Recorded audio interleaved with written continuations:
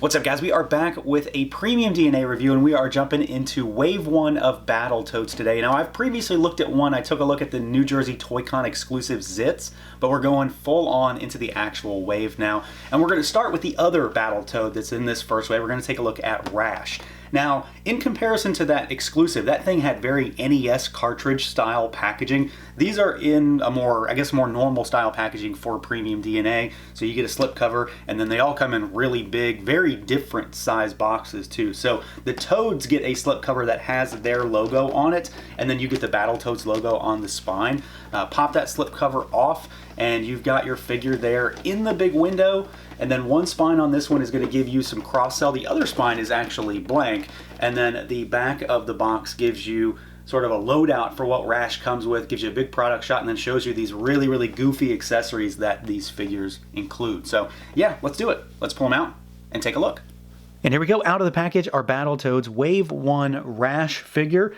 So we've got RASH and we've got Zits in Wave 1, and I'm taking a look at him specifically again because I've already taken a look at a Zits, so I figured we'd start with this Toad. And he's also got the crazy 90s shades, which always made him seem a little bit cooler to me, but he's very similar to Zits, as I'm sure you can imagine. So let's see what he can do, see how he moves around.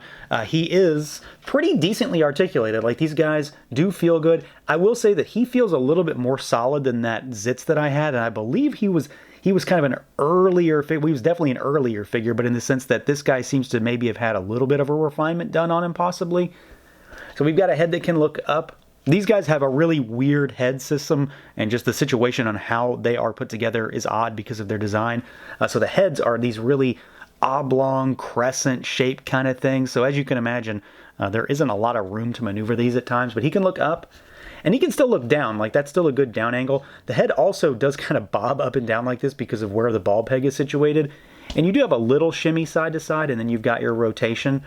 Of course, the faces are sitting forward, so it's going to look, like that. But you can get it decently enough. I'm pretty happy overall, despite how weird, their orientation is, and that's just the way they are. Arms go out at the shoulders about that far. They, of course, rotate. You've got a bicep swivel.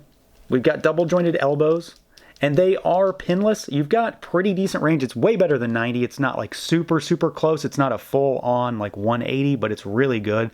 They have big, chunky arms, but again, fully pinless. You've got hinges, and you've got rotation at the wrist. We've got a ball peg for it's a torso cut here, so he can go backwards. You can sort of push it backwards, and he'll go back a decent bit. He'll go forward a good bit, though. Really, really nice. You are going to get some gaps on the back because of how wide he is if you go forward like that, though. And then he can tilt pretty good still. And you've got your rotation point there. It is kind of squeaky, but it's kind of tight, which I guess is probably for the best. It's not tight in the sense that I'm worried about it. It's just tight. You do have drop-down hips down here. The legs go out. And the drop-down will allow them to go forward super, super far, which is going to come in handy because of the weirdness that they do when it comes to some of these accessories. And then for your knees, you've got double joints, and then you've got this piece right here that floats. You can kind of move it to get it up and out of your way a little bit. And even with that, it's still almost all the way back. So that doesn't necessarily get in the way. It's kind of a spongy little piece, rubbery. So that's nice. You do have your thigh twist up here. It's a ball peg. And then we've got rocker. Pretty decent rocker, I would say, right there. Pretty decent rocker. And then you've got your hinges down at those ankles. Nothing really gets in the way there. They do have really big feet, so you do have to contend with that. But the range on those ankles is really nice. If anything, the only thing that I think is maybe limited, and it's not necessarily limited in the sense that they didn't design it correctly. It's the sense that the heads are really weird on these. So figures and characters that oftentimes have heads that stick out like that don't have the greatest range, but I think they did pretty well with it. And everything else, I think, moves really, really well. Now, in the same way that I really like the articulation, I'm just as happy with the visuals. The design on these guys is really well done. They are put together really well, and they have really nicely captured the goofy look of the Battletoads sprites. They're lanky, but also really beefy frogs. They have the scrawny legs, but they have the accentuated, like, super, super V torso design, so they're really big and bulky up top, and then they have this really, really tight waist, but then they have these massive, almost like gorilla arms is the best way to describe them. They're big and huge. They hang down to their knees, and they're probably, you know, like a third of the entire figure's body weight is just in those arms. But I think they look great. I'm really happy with them. They're big and chunky. They're not super tall figures, but they're big and chunky. And chunky is the word to describe this wave, this line. There is no small figure really in this line, and they only get crazier from here. But I think they did a really good job of translating the Battletoads design into figure form. The paint looks good. The colors are crisp and clean.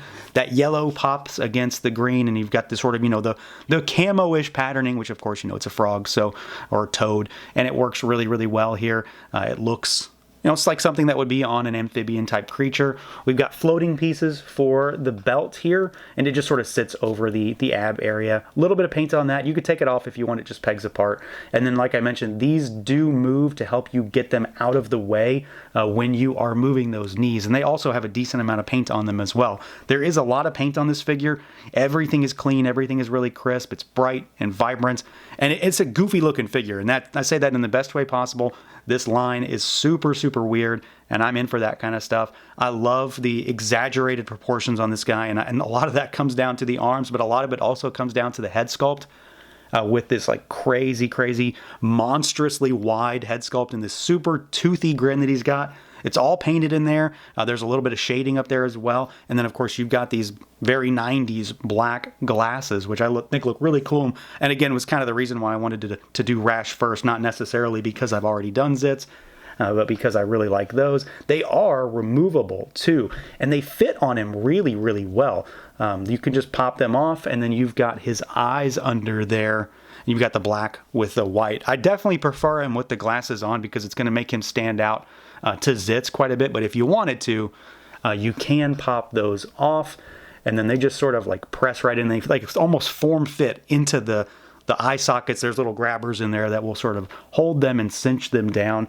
But this guy is really cool. I'm very happy with the way he turned out. Again, he's a chunky, weird looking figure. Not super tall, but he's got a lot of bulk and looks just kind of rad in a very, very stupid, weird 90s way. Now for some size comparisons, we're going to do a bunch of different lines. And like I mentioned, the toads in this line are big, but not necessarily tall. Like they're wide and chunky, but they have really weird proportions. So they're going to scale with different lines in very different ways. So we've got a Super 7 Ultimates Turtle here on the right. We've got Donnie. And then we've got a Four Horsemen Cosmic Legions here on the left. And of course, you know, they're in the same-ish kind of scale, but you get an idea of what I'm talking about when this guy is kind of wide, but not necessarily tall. Let's move Donnie aside. Let's do, because I've actually got one out right now, let's do a Motu Classics figure just for the fun of it. So there is Classics Whiplash. Let's take this guy aside, and here is a Marvel Legends figure. Here is Banshee for just, you know, a normal male Marvel Legends. Let's do a Figuarts. Here is the Super Saiyan 4 Vegeta from Dragon Ball GT. Let's do Mezco. So here is the ever-present Conan. And then let's do one more. Let's do a Masterverse figure for some current Motu representation. Here is Faker, which I think demonstrates exactly how short these guys are. Like, they're not super tall. They're still about 6 inches tall, but they have a lot of bulk. They've got some width and some girth because of these exaggerated proportions. Now, as far as accessories goes, this is where these figures get really weird because, well, the accessories are weird. And if you played Battletoads, you remember how you actually fought things. When you did like the little combo, when you hit just enough times, a body part would change into something, a big hand or some ridiculous weapon, a hand or a foot would. So we get swappable hands and feet here. That's literally all it is swapping hands and feet. We do get some extra regular hands, so he's got fists on him in the box.